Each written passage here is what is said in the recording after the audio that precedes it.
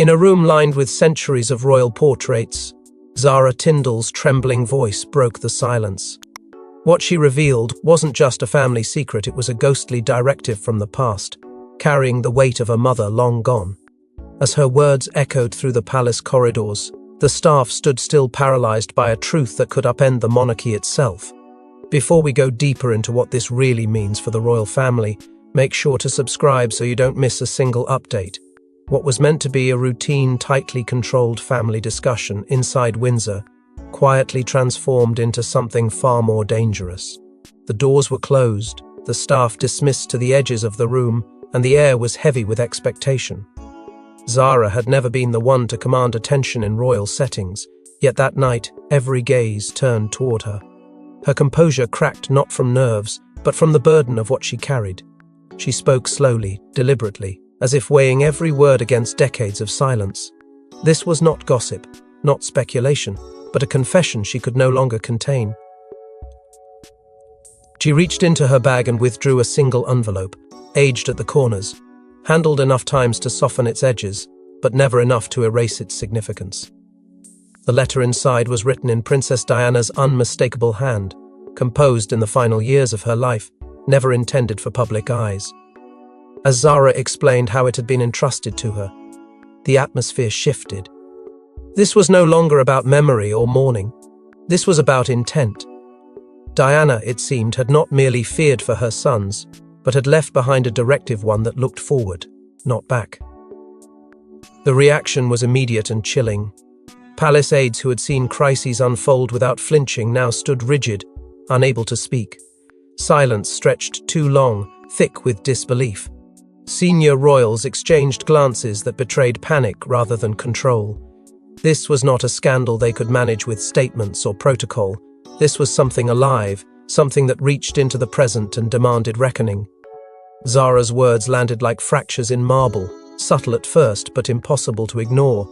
As the letter's existence rippled through the room, tension tightened among those who understood exactly what it implied.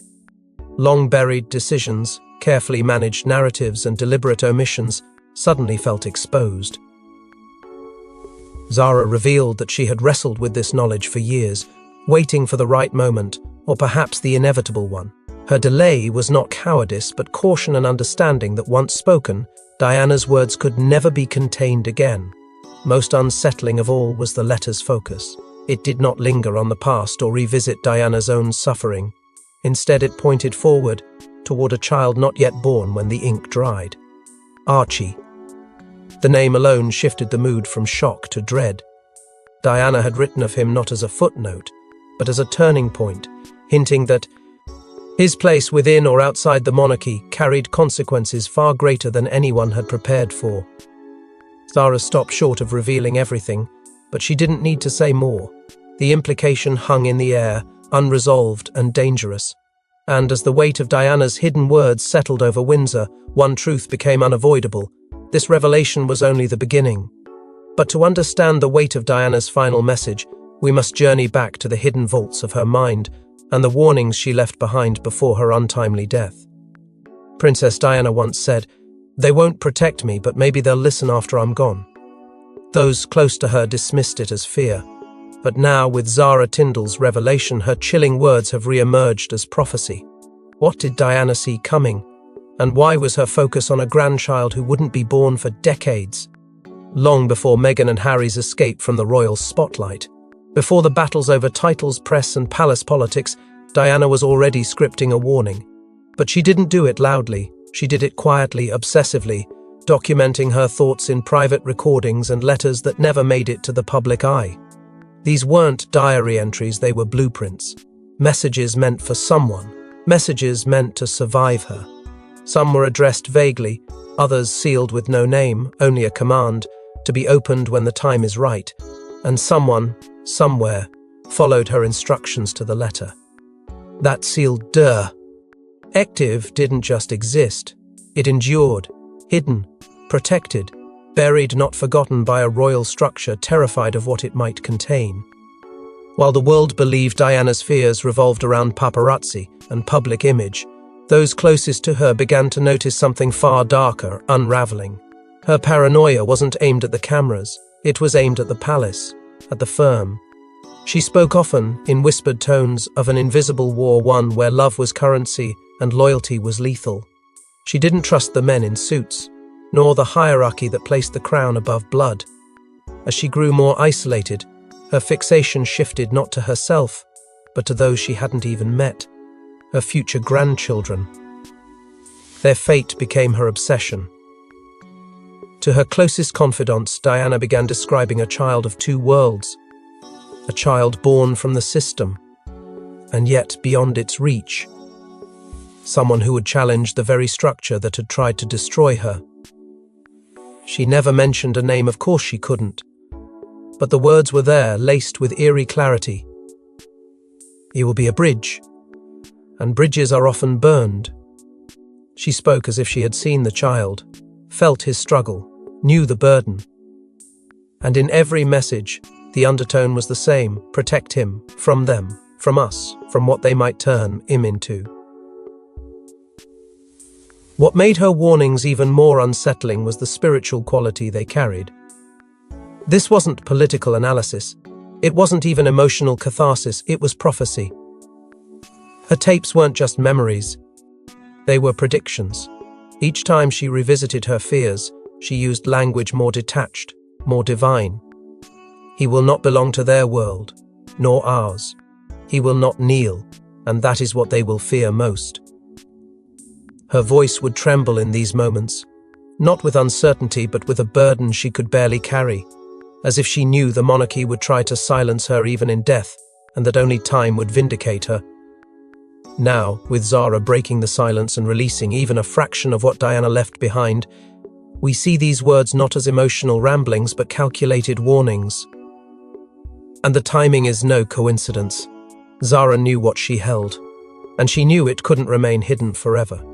Diana's fears were not limited to her son's pain, they extended beyond time, aiming straight at the future, at the child whose very existence might one day challenge everything the monarchy claims to stand for. But what happened to this directive? Who kept it buried for decades, and why did Zara, of all people, become its unlikely messenger? Zara Tindall was never supposed to be in the spotlight. No title, no scandal until now. As Diana's niece by marriage and confidant in secret, Zara found herself the keeper of a ticking time bomb. The question is, was she protecting the monarchy or betraying it all along? From the very beginning, Zara stood at the edges of royalty, close enough to feel the pressure, distant enough to watch without flinching. She was never groomed for throne rooms or state secrets. She wasn't part of the official machinery, no royal duties, no palace press teams. And yet, precisely because of that distance, she became someone Diana could trust, someone who wouldn't be watched, someone who could carry something too dangerous for the system itself. Their bond wasn't built on power, but on pain, raw, unfiltered, human pain. Zara, with her quiet strength and untitled freedom, listened when others turned away. And Diana, haunted and hunted, knew she might not get another chance. In the days leading up to Diana's final journey to Paris, there was a quiet exchange, never documented, never acknowledged. A private conversation behind closed doors, accompanied by a single envelope. Diana handed Zara a letter, unmarked on the outside, but sealed with a sense of urgency that made it unforgettable. "One day, this will matter," she whispered, and Zara didn't ask questions, she simply nodded. Because she understood not the contents, not the stakes, but the look in Diana's eyes. A look that said this wasn't a message for the present, but for the reckoning that was coming. Years passed. Diana died, and Zara kept silent.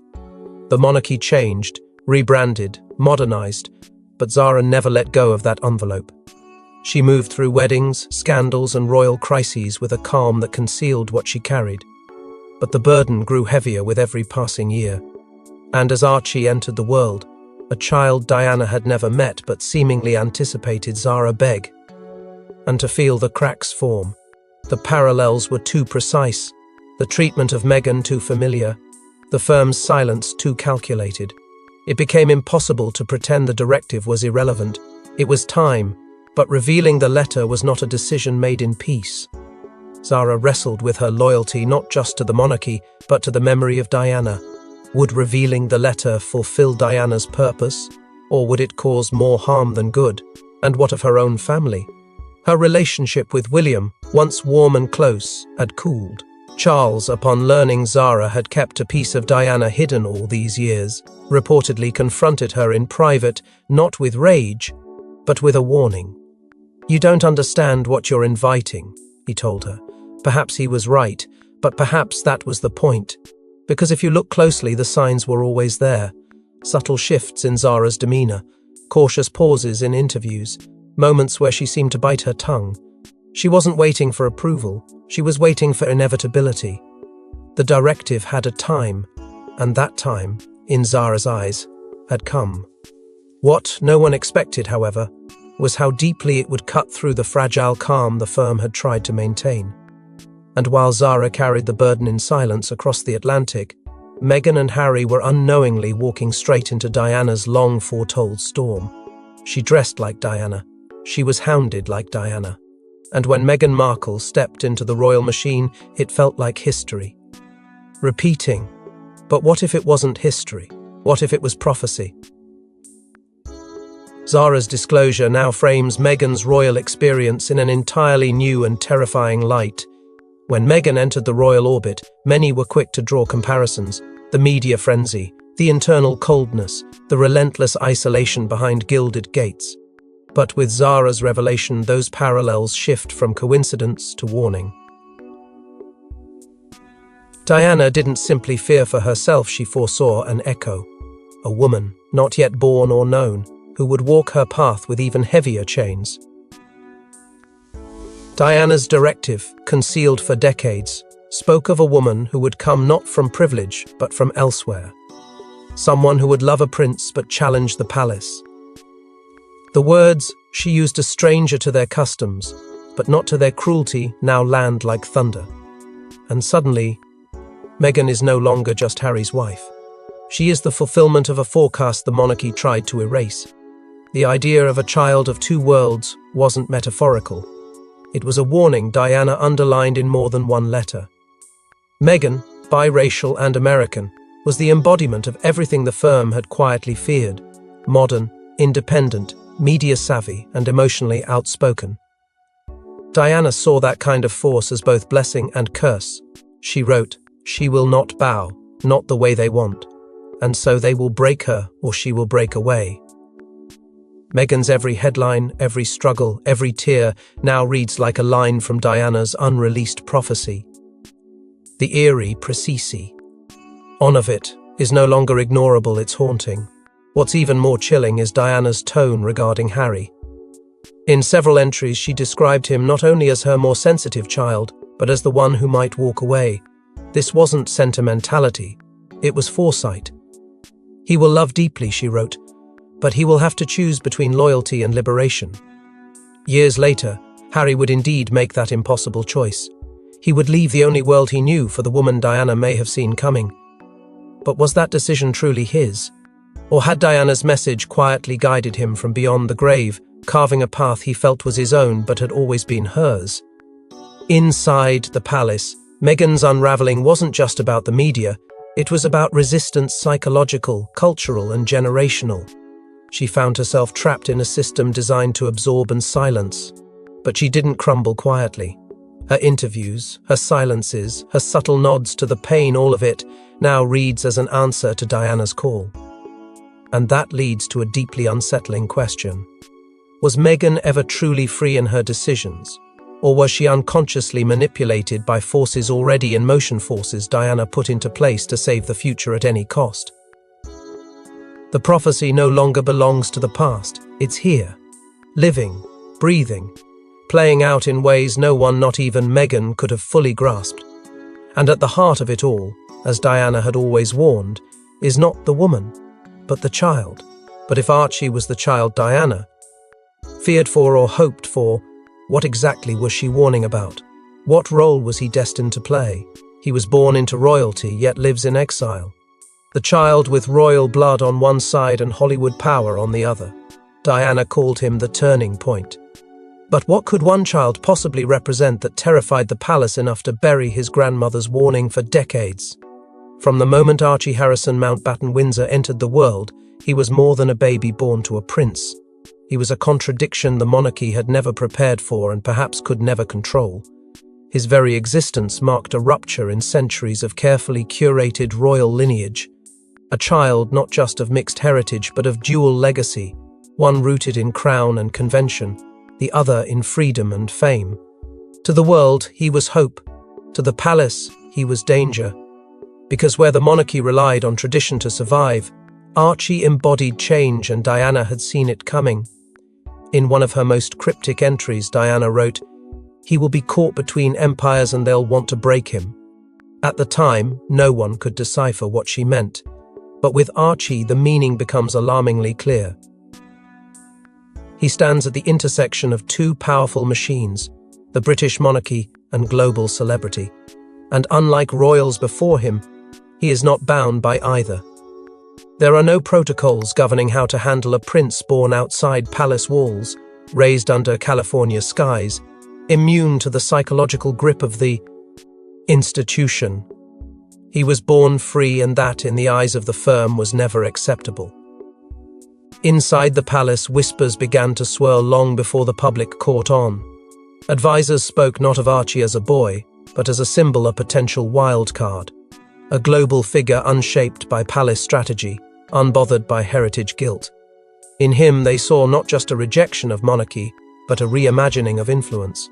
One day he could command attention not with a crown, but with a cause, not from a balcony, but from a platform of his choosing. Diana's warning that he would command hearts was not romantic, it was revolutionary. Because in a world where loyalty is measured by connection, not blood, Archie could one day eclipse the very system that cast him out. Diana never saw Archie, but she understood power. She had watched how the institution consumed youth, diluted truth, and manufactured loyalty. Her fear wasn't that Archie would be forgotten, it was that he would be feared.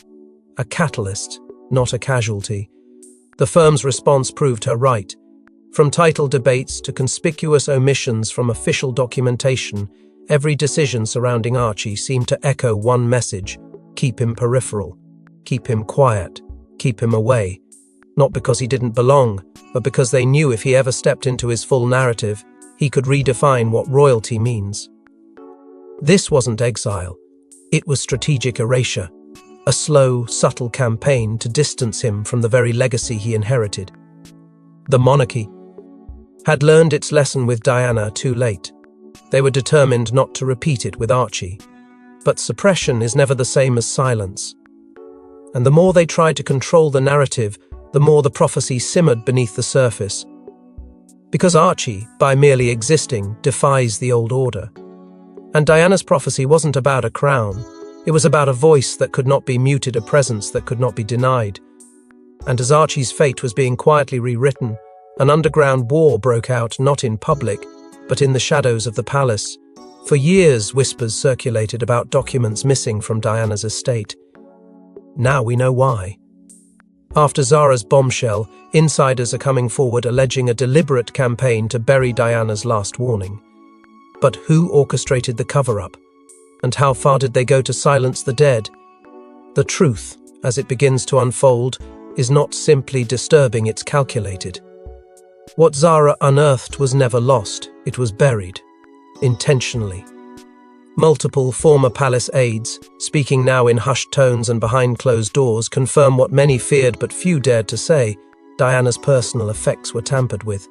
Her private writings, some reflective, others prophetic, were intercepted in the years following her death, not by strangers, by those closest to the crown.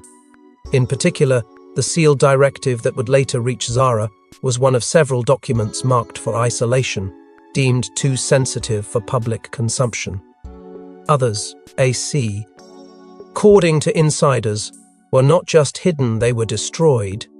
In 1998, a year after her death, key journal pages vanished from the collection that had been handed over to the Royal Archives. Aides at the time were told these entries were duplicates. But those who had seen the originals recalled content that suggested otherwise: lines referencing future threats, cryptic references to the youngest heir, and repeated mentions of a hidden truth. Those who questioned the gaps were either reassigned or pressured into silence. It became clear that someone was trying to curate Diana's legacy to strip it of its more dangerous truths and reframe it as tragic, but contained.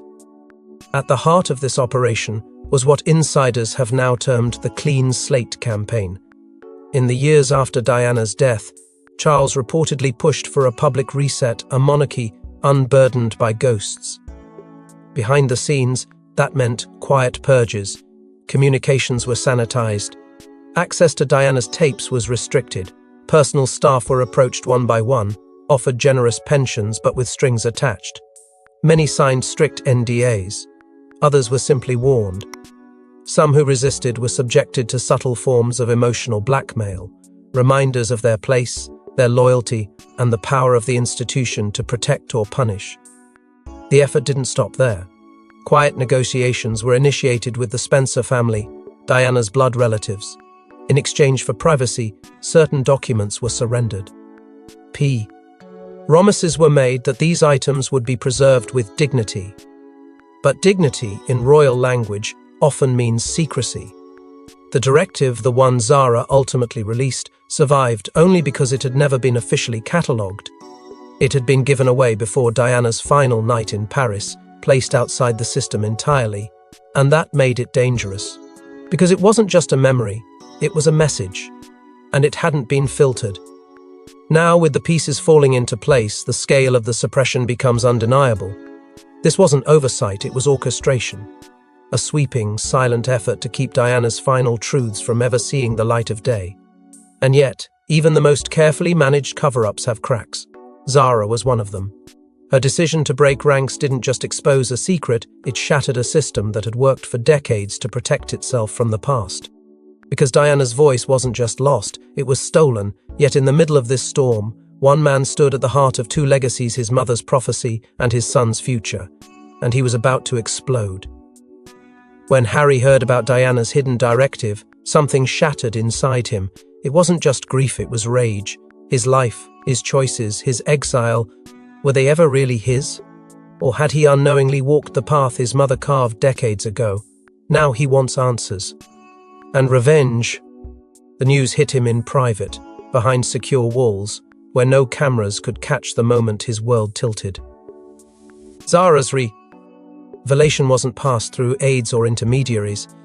It came directly, brutally, with all the weight of a secret that had waited too long.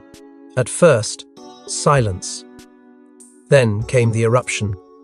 According to palace insiders, Harry's reaction was volcanic. He felt betrayed not just by the institution, but by his own blood. The very people who once promised to protect Diana had buried her voice, manipulated her memory, and watched as history repeated itself through Meghan and Archie. For Harry, it wasn't just a revelation, it was a reckoning. What followed were confrontations that broke whatever fragile peace still existed. Private calls between Harry and William escalated into shouted exchanges. Words like coward, traitor, and liar were reportedly hurled without restraint. Charles, ever the strategist, tried to contain the chaos. But his silence, the same silence that surrounded Diana, only deepened Harry's fury. This wasn't a family dispute anymore. It was war. The fractures in the House of Windsor had grown too deep, too jagged, to ever be sealed with statements and smiles. Harry's obsession with Diana reignited overnight. He demanded access to anything she left behind: tapes, letters, personal effects long tucked away in the royal archives. Sources say he reached out to members of Diana's former staff, chasing down every thread, every whisper, as if searching for her voice in the ruins of palace lies. What else had they hidden? What else had they stolen? And what if this directive was just one piece of something much bigger, a plan Diana had begun but never lived to complete? Talk of a second memoir surfaced almost immediately, not a sequel but a firebomb. Not about Harry's pain but Diana's revenge, a book that would strip the monarchy bare, exposing not just what they did to her, but what they feared Archie might become. Those close to him say it's no longer about clearing his name. It's about reclaiming hers, about finishing the story they tried to erase. This time, there would be no holding back. Then came the footage. Security logs from Windsor flagged a private meeting between Zara and Harry, a late-night rendezvous that was never formally approved. No official record, no public explanation, But the images leaked, briefly, before being scrubbed. A moment frozen in time. Two descendants of a ghost, whispering on palace grounds. Whatever passed between them remains tightly guarded, but what followed was unmistakable, a new intensity in Harry's actions. A man no longer running from his past, but chasing it, weaponizing it, and for the firm, the danger is now existential. Because this isn't about abdication anymore. It's about exposure, about pulling back the veil on decades of deception. Diana lit the match, Zara passed the torch. And Harry is ready to burn it all down if it means protecting the only legacy that still matters to him, his mother's truth and his son's freedom. But Diana's final directive wasn't just a warning. It was a map. And if followed, it could reshape the future of the monarchy forever. For years, it sat in silence, a sealed envelope buried in Windsor archives. But now, the contents are out. Diana's words, scrawled in urgency, paint a picture of destiny, danger, and a future she feared. It wasn't just about Archie, it was about the soul of the monarchy. The directive was not composed like a standard royal memo. It wasn't neat or rehearsed. It was raw, rushed, emotionally carved onto paper, as though Diana knew her time was running out. Her handwriting tilted with intensity. The first line struck like lightning, "The crown devours its own." From there, the letter unraveled into a chilling dissection of the monarchy's inner sickness, a system that prioritizes legacy over love, image over individuals. Diana didn't hold back. She named the sickness. She feared that the machine she married into was not designed to nurture heirs, but to mold them into tools. And worse, that one day a child would resist and pay the price. She spoke of an heir born to break the system. Not to challenge it gently, but to confront it at its weakest point, its heart. She described dreams that haunted her, a child surrounded by cameras but seen by none. A boy who would grow up outside the walls she once tried to escape, but whose bloodline tethered him to everything she feared. She never used Archie's name, but the imagery was unmistakable. "He will walk between two towers," she wrote. "One forged from history, one built of illusion." Her words weren't just personal, they were spiritual. She believed this child would stand as a test, not of monarchy's strength, but of its humanity. And yet, within the fury, there was hope. Diana, even at her most anguished, believed in the possibility of change. She wrote of a future where love will one day be louder than protocol, a future where compassion isn't weakness, but power. It was a dream, one she feared the palace would never allow, but still, she dared to believe in it. She dared to place her faith not in institutions, but in individuals, in this child, in his voice, his choices, his heart. As the letter approached its end, the tone shifted. It became softer, almost like a farewell. She didn't plead for justice or vengeance. She made a final request. Protect the child, not the crown. 6 words that defy centuries of royal doctrine. And finally, beneath the ink already beginning to fade, she wrote the line that now echoes through every hallway of the institution that tried to forget her: "He is my legacy." The monarchy has always relied on silence. But Diana left behind something louder, a letter that cuts through decades of denial, a voice that refused to die. Her final words are no longer secret. They are a summons. And as her final words reverberate through the palace walls, the question becomes, what now? The monarchy survived abdications, scandals, and wars. But can it survive Diana's final truth? As public opinio shifts and internal alliances fracture, the firm faces its most existential question yet. What is royalty without control? And who will pay the price for a secret kept too long? Within days of the directive's contents leaking to select insiders, royal PR machines roared into overdrive. Statements were drafted, edited, retracted, and replaced, none with any real clarity, none capable of undoing the damage. Every word they released only deepened the silence they'd maintained for decades. The palace's response lacked not just substance but soul, and the public noticed, especially the young, who saw through the polished language and heard only what wasn't being said. Online, support for Diana's prophecy and for Archie exploded. Hashtags turned into movements, editorials turned into manifestos, and a dangerous divide began to form between the crown's oldest defenders and its newest, loudest critics. Inside the palace, tempers flared. William, already strained by years of public pressure and private betrayal, was said to be livid. Not just at Zara or Harry, but at the memory of a mother who refused to stay silent even in death. His fury was visible. But Charles, by contrast, vanished into near-total quiet. No public appearances, no comment. Behind closed doors, aides described him as unreachable, as though gripped by a realization he could not outrun. Camilla, long seen as a stabilizing force in his world, offered only a single chilling warning. She's not done with us. And no one questioned who she was. Across the ocean, Meghan and Harry stood at another crossroads. For years, they had played the balance, stepping away but never fully severing ties. Now, with Diana's voice ringing louder than ever, the question before them was no longer whether to protect Archie, but whether to defend Diana's legacy by tearing the rest of the story open. Talk of new interviews surfaced. Not soft-focus profiles, but scorched-earth revelations. Private diaries, audio tapes, footage. Every piece of truth Diana left behind could now become a weapon. And Meghan, who had once been vilified for speaking too soon, now had the weight of prophecy behind her. And then came something even more unthinkable. Discussions once whispered, now openly debated about restructuring the monarchy itself. Advisors and senior staff huddled in damage control meetings that blurred into sleepless nights. Could certain branches be dissolved? Could titles be retracted?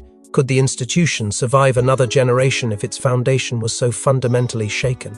The idea of dissolving parts of the firm, once laughable, now sounded like a survival strategy. A quiet revolution, not from the streets, but from within. And still, one question refused to go away. How had Diana known? Her words, "He is my legacy," now felt like a final prophecy coming to life. Everything the monarchy had tried to forget was unfolding. Every buried truth had clawed its way to the surface. Every manipulation had found its consequence. Because Diana was no longer a memory. She was a presence. Not haunting halls or headlines, but guiding choices, shifting alliances, and shaping futures. The most powerful force in the royal family wasn't the crown, or the bloodline, or even the press. It was the ghost of a woman who had once been hunted, and who now could not be silenced. As history trembles beneath the weight of one woman's voice, the world watches, waiting to see if Diana's ghost will finally bring the monarchy to its knees. Thanks for watching. Please don't forget to like and subscribe, and we will see you in next one.